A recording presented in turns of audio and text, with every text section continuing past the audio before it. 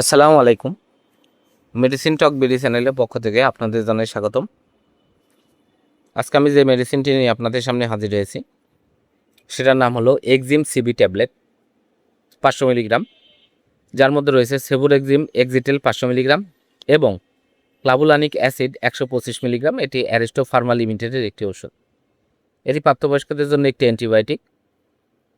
আজকে আমরা এই ভিডিওতে এই এক্সিম সিবি 500 মিলিগ্রাম ট্যাবলেট সম্পর্কে বিস্তারিত আলোচনা করব। এটা মূলত কী কী রোগে কাজ করে থাকে, মাত্রা সেবনবিধি কী, পার্শ্ব প্রতিক্রিয়া কী, এই সকল দিকগুলো নিয়ে বিস্তারিত আলোচনা করব। তো প্রথমে আসুন দেখে নেওয়া যাক এক্সিম সিবি 500 মিলিগ্রাম ট্যাবলেট মূলত কী কী রোগে কাজ করে থাকে।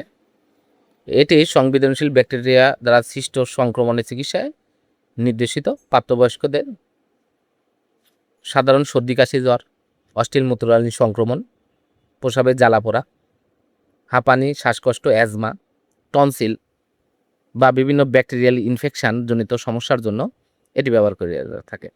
এছাড়া কাটা ঘা শোকানো, বিভিন্ন অপারেশন পরবর্তী ঘাও শোকানির জন্য এক্সিম সিবি 500 মিলিগ্রাম ট্যাবলেটটি অত্যন্ত জনপ্রিয় এবং ভালো কাজ করে থাকে।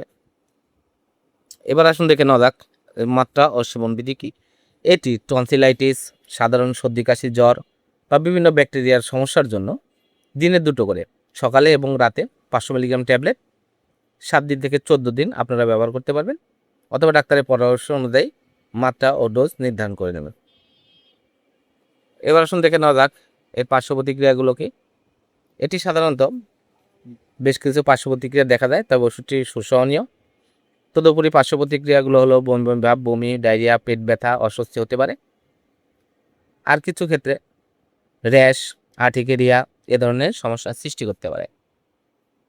এক্সিম সিবি 500 মিলিগ্রাম প্রথম 3 মাস গর্ভাবস্থায় ব্যবহার না করাই উচিত যে কোনো অ্যান্টিবায়োটিক।